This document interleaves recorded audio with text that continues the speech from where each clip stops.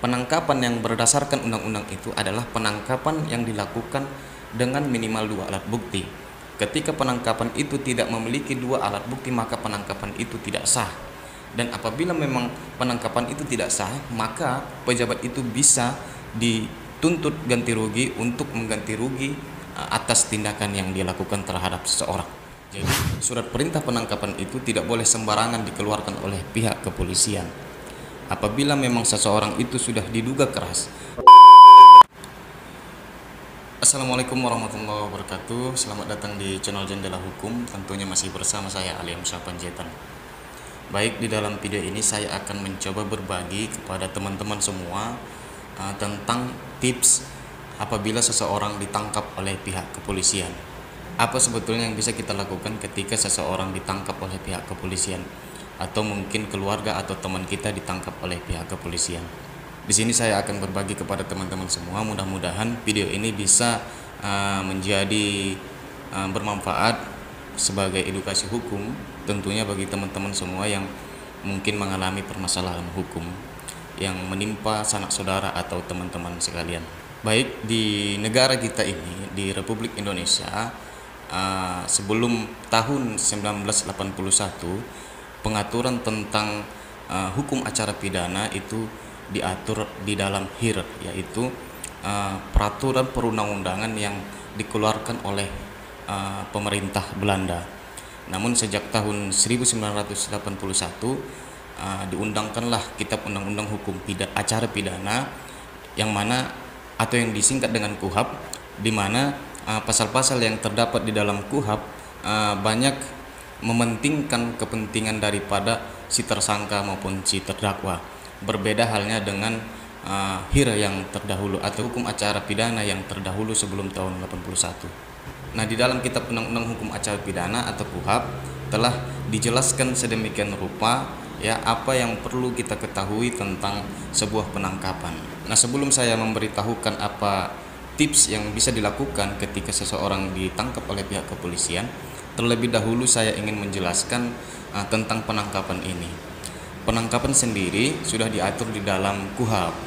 Lebih jelasnya di pasal 17 Kitab Undang-Undang Hukum Acara Pidana telah menjelaskan bahwasanya memang surat perintah penangkapan itu bisa dilakukan ketika seseorang diduga keras melakukan tindak pidana dengan bukti permulaan yang cukup. Jadi, surat perintah penangkapan itu tidak boleh sembarangan dikeluarkan oleh pihak kepolisian.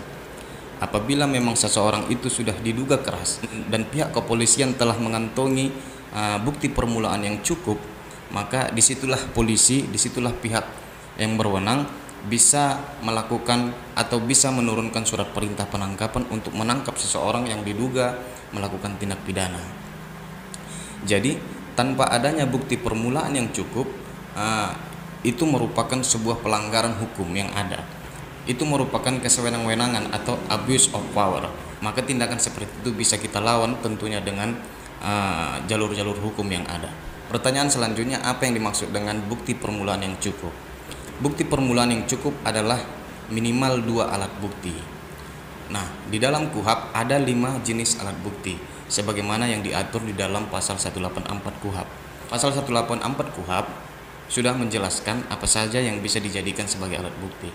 Yang pertama adalah keterangan saksi, yang kedua adalah keterangan ahli, yang ketiga surat, yang keempat petunjuk, dan yang kelima adalah keterangan terdakwa.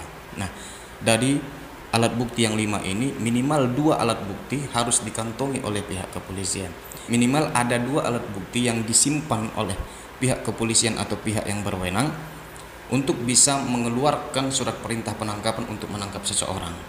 Apabila surat perintah penangkapan dikeluarkan tanpa adanya bukti permulaan yang cukup, maka penangkapan itu tidak sah secara hukum. Apabila itu terjadi dengan teman-teman, maka teman-teman bisa melakukan upaya pra-peradilan ke pengadilan negeri untuk menguji sah atau tidaknya penangkapan itu dengan alasan-alasan bahwasanya memang penangkapan itu tidak dilandaskan dengan hukum yang ada, yaitu dengan penangkapan yang tidak didasarkan dengan 2 alat bukti yang cukup. Kalau memang nanti hakim yang menangani perkara pra-peradilan itu menetapkan bahwasanya memang penangkapan itu tidak sah, maka pejabat yang melakukan penangkapan itu bisa dituntut ganti kerugian. Maka seseorang yang ditangkap oleh pihak berwenang dengan tanpa alat bukti yang cukup dan pengadilan menetapkan penangkapan itu tidak sah, maka seseorang itu bisa menuntut pejabat yang melakukan penangkapan itu berdasarkan pasal 95 Kitab Undang-Undang Hukum Acara Pidana. Saya akan membacakan untuk teman-teman pasal 95 Kitab Undang-Undang Hukum Acara Pidana. Bunyi pasal 95 adalah sebagai berikut.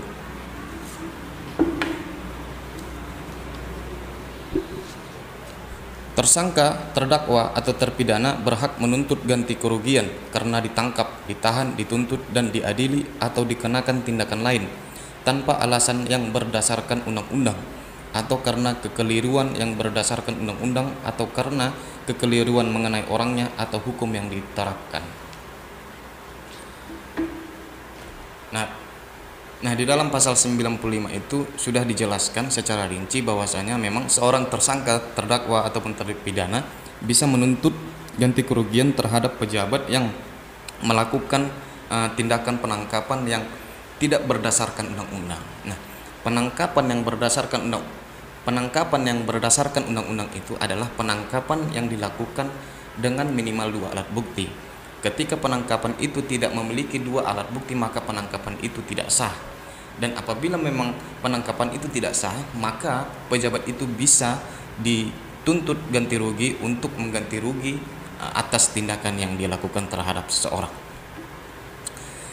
Jadi mungkin itu bagi teman-teman ya, bagi teman-teman yang memiliki permasalahan hukum, mungkin ada teman atau sanak saudara atau keluarga yang ditangkap oleh pihak kepolisian, maka perhatikan dengan seksama apakah memang bukti permulaan yang cukup itu sudah terpenuhi. Jadi mungkin itu penjelasan singkat pada video ini. Nanti saya akan tetap mengupdate video-video terbaru tentang hal ini. Bagi teman-teman sahabat Jendela Hukum yang memiliki pertanyaan seputar hukum atau seputar topik yang dibahas di video ini, bisa komentar di bawah. Insya Allah saya akan menjawabnya. Mudah-mudahan video ini bisa bermanfaat. Untuk mendukung channel ini jangan lupa subscribe, like, comment, dan share. Dan jangan lupa follow Instagram pribadi saya @aliamsa_spans. Mudah-mudahan bermanfaat. Assalamualaikum warahmatullahi wabarakatuh.